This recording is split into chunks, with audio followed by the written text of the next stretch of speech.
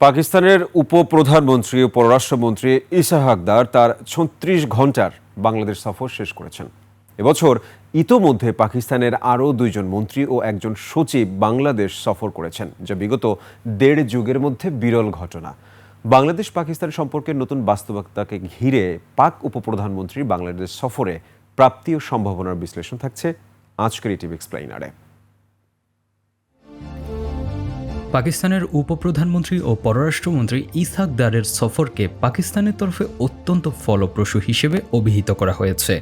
এই সফর বাংলাদেশ পাকিস্তান সম্পর্কের নতুন গতি সঞ্চার করবে এবং উভয় দেশের মধ্যে বিভিন্ন রকমের পারস্পরিক সহযোগিতা বৃদ্ধি করবে বলে আশা প্রকাশ করা হয়েছে। এই সফর বাংলাদেশ ও পাকিস্তানের সম্পর্কে নতুন গতি সঞ্চার করবে, এমনটাই মনে করছেন পাকিস্তানের প্রধানমন্ত্রীর অত্যন্ত ঘনিষ্ঠজন ও মন্ত্রিসভার প্রভাবশালী সদস্য ইসহাক দার। তবে তার এ সফরে নতুন করে আলোচনায় উঠে এসেছে ৭১ প্রসঙ্গ। স্বাধীনতা যুদ্ধের সময় পাকিস্তানের সামরিক বাহিনীর সদস্যদের দ্বারা সংগঠিত মানবতাবিরোধী অপরাধ ও গণহত্যার জন্য আনুষ্ঠানিক ক্ষমা প্রার্থনা সহ অমীমাংসিত কয়েকটি বিষয় সমাধানের জন্য দেশটির প্রতি আহ্বান জানিয়েছে বাংলাদেশ।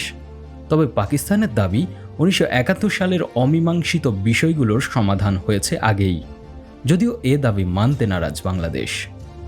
বাংলাদেশের পররাষ্ট্র উপদেষ্টা বলেছেন, পাকিস্তানের উচিত ১৯৭১ সালের যুদ্ধকালীন অপরাধগুলোর জন্য ক্ষমা চাওয়া এবং আলোচনার মাধ্যমে বিষয়গুলো নিষ্পত্তি করা। যদিও পরবর্তীতে ২ পররাষ্ট্রমন্ত্রী একমত হয়েছেন আলোচনার মাধ্যমে বিষয়গুলো নিষ্পত্তি করা হবে। এদিকে ইসহাক দারের এই সফরে বাংলাদেশ ও পাকিস্তানের মধ্যে একটি চুক্তি ও ৫টি সমঝোতা স্মারক স্বাক্ষরিত হয়েছে। পাক পররাষ্ট্রমন্ত্রীর সফরকে বিশ্লেষণ করলে মোটা দাগে ২টি ক্ষেত্র ফুটে ওঠে। এই সফরে বাংলাদেশ ও পাকিস্তানের অর্থনৈতিক ও ভূরাজনৈতিকভাবে লাভবান হওয়ার সুযোগ সৃষ্টি হয়েছে। অর্থনৈতিক দিক বিবেচনা করলে বলা যায় এই ২ দেশের পারস্পরিক বাণিজ্য তেমন বেশি না, মাত্র $৮ মিলিয়ন কাছাকাছি। তবে সম্প্রতি সময়ে এই বাণিজ্য ২০% পর্যন্ত বৃদ্ধি পেতে দেখা গিয়েছে। পাকিস্তানের করাচি বন্দর থেকে এখন সরাসরি পণ্যবাহী জাহাজ বাংলাদেশের চট্টগ্রাম বন্দরে আসতে শুরু করেছে। আমদানিকারকরা বলছেন, এতে তাদের খরচ অনেকটাই কমে এসেছে এবং বাণিজ্য কার্যক্রম সহজ হয়েছে। যদিও ২ দেশের রপ্তানি পণ্যের ধরন কাছাকাছি হওয়ায় এটি বাণিজ্য সম্পর্ক জোরদারের ক্ষেত্রে কিছুটা বাধা হয়ে দাঁড়াতে পারে বলে অনেক বিশ্লেষক বলছেন। তবে বাংলাদেশের রপ্তানি বৃদ্ধিতে পাকিস্তান ভিন্নভাবে পাশে থাকার সুযোগ রয়েছে। পাকিস্তানের বাণিজ্যমন্ত্রী বলেছেন, পূর্ব আফ্রিকা ও মধ্য এশিয়ার দেশগুলোতে ২ দেশের রপ্তানি একই সাথে বৃদ্ধি করার যথেষ্ট সুযোগ রয়েছে।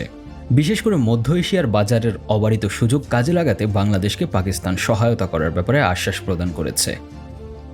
অন্যদিকে ভূরাজনৈতিক দিক বিশ্লেষণ করলে দেখা যায়, বাংলাদেশ, পাকিস্তান ও চীন মিলিয়ে একটি ভূরাজনৈতিক ত্রিভুজ গঠনের দ্বারপ্রান্তে রয়েছে।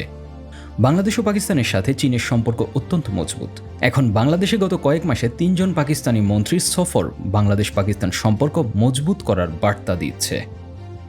চীন, পাকিস্তান ও বাংলাদেশের ভূরাজনৈতিক সম্পর্কে ৩ বাহু যদি একই সাথে শক্তিশালী হয়, তবে এই ৩ দেশের বাণিজ্য সম্পর্কও একই সাথে অনেক বৃদ্ধি পাবে। তবে বিশ্লেষকরা সতর্ক করেছেন, সম্প্রতি মার্কিন শুল্ক চাপে পড়ে চীন এবং ভারত সম্পর্ক আবার নতুন করে নাটকীয় মোড় নিতে শুরু করেছে। ফলে পাকিস্তান, বাংলাদেশ ও চীনের ত্রিদেশীয় জোটের সম্পর্কের ক্ষেত্রে চীন আবার নতুন করে কৌশলী হওয়ার সম্ভাবনা রয়েছে।